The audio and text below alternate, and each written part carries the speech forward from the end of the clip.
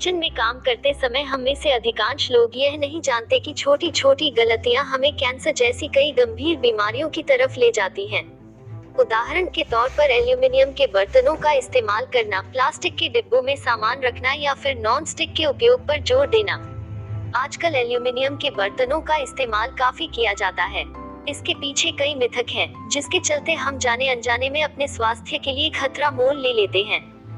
जब आप एल्यूमिनियम के बर्तन में एसिडिक फूड बनाते हैं, सीधे शब्दों में कहें तो खट्टा खाना जैसे कि कड़ी आदि, तो गर्म होने पर एल्यूमिनियम पिघलकर खाने में मिल जाता है और खाने से हमारे शरीर में पहुंच जाता है। आप अंदाजा लगा सकते हैं कि अब तक कितना एल्यूमिनियम आपके शरीर में पहुंच चुका होगा। एल्यूमिनियम के इस अप्रत्यक्ष सेवन से कई गंभीर बीमारियां उत्पन्न हो सकती हैं। इसे अल्जाइमर, भूलने की बीमारी से जोड़कर भी देखा जाता है। हालांकि इसका अल्जाइमर से कोई सीधा संबंध अब तक नहीं मिला है, लेकिन शोध जारी है। एल्यूमिनियम बच्चों के लिए भी काफी नुकसानदेह है। यह उनके मानसिक विकास को बाधित करता है। इसके अलावा यदि एल्यूमिनियम ज्यादा मात्रा में शरीर में इकट्ठा हो जाता है, तो खून बनने की क्षमता भी प्रभावित होती है। बात केवल एल्यूमिनियम के बर्तनों में खाना पकाने की ही नहीं है। यदि आप एसिडिक फूड जैसे कि कड़ी, टमाटर, आम की चटनी या फिर कोई अन्य खट्टा खाद्य पदार्थ एल्यूमिनियम के बर्तन में स्टोर करके रखते हैं, तो भी उसके रिस कर खाने में मिलने की आशंका रहती है। फिर भले ही आपने उसे फ्रिज में क्यों न रखा हो। इसलिए बेहतर यह है कि आप एल्यूमिनियम के बर्तनों को इस्तेमाल करना तुरंत बंद कर दें। यहाँ यह भी काबिले गौर है कि एल्यूमिनियम फॉयल बर्तनों से भी ज्यादा खतरनाक है, क्योंकि उसमें ज्यादा अनस्टेबल एल्यूमिनियम उपयोग किया जाता है।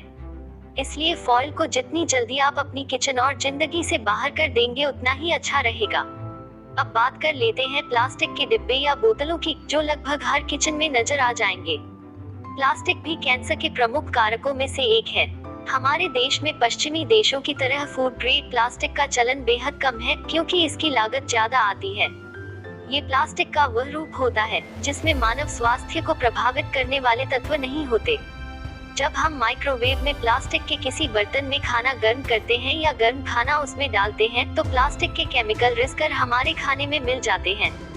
हालांकि ऐसा नहीं है कि खतरा केवल गर्म करने पर ही है। प्लास्टिक किसी भी वातावरण में क्यों न हो, उससे केमिकल का रिसाव निरंतर जारी रहता है। फर्क बस इतना है कि गर्म होने पर इस प्रक्रिया में तेजी आ जाती है। आमतौर पर लोग मैंगो जूस या स्क्वैश को प्लास्टिक की बोतलों में भरकर फ्रिज में रख देते हैं।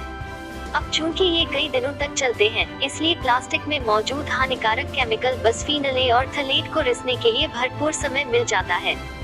लिहाजा इस आदत को भी आप आज ही बदल डालिए। एल्यूमिनियम और प्लास्टिक के साथ ही नॉन स्टिक बर्तन भी हमारे स्वास्थ्य के लिए गंभीर जोखिम उत्पन्न कर रहे हैं। अमूमन हम अपने खाने में तेल कम करने के लिए नॉन स्टिक बर्तन इस्तेमाल करते हैं, लेकिन हम यह भूल जाते हैं कि शरीर के लिए तेल भी उतना ही जरूरी है जितनी की बाकी चीजें। फैट को जीरो करके हम जिंदा नहीं रह सकते। हमारे ब्रेन को फैट चाहिए, हार्ट को फैट चाहिए और बॉडी को भी चलने के लिए फैट चाहिए। हाँ, अत्यधिक वसा या फैट निश्चित तौर पर नुकसानदायक होता है। हम खुद को फिट रखने की चाह में कम एक्सरसाइज के बजाय जीरो फैट डाइट अपना रहे हैं और इसके लिए किचन में नॉन स्टिक बर्तन बढ़ते जा रहे हैं, लेकिन यह हमारे स्वास्थ्य के लिए ज्यादा हानिकारक है।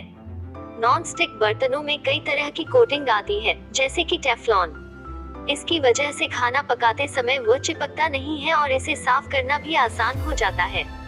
मगर जब आप बर्तन को गर्म करते हैं, तो कोटिंग पिघलकर खाने में मिल जाती है। दरअसल नॉन स्टिक पश्चिमी देशों द्वारा इजाद किया गया था और उनकी फूड हैबिट के हिसाब से यह ठीक है, लेकिन हमारे यहाँ खाना पकाने का स्टाइल और स्वाद उनकी तुलना में काफी अलग है। हमारे यहाँ जब तक मसाले अच्छी तरह से भुन नहीं जाते, तब तक बर्तन में चम्मच चलता रहता है। हर रोज होने वाली इस लंबी प्रक्रिया की वजह से नॉन स्टिक बर्तन पर खरोंच लगती रहती है और इससे कोटिंग छिल छिल कर हमारे खाने में मिलती रहती है।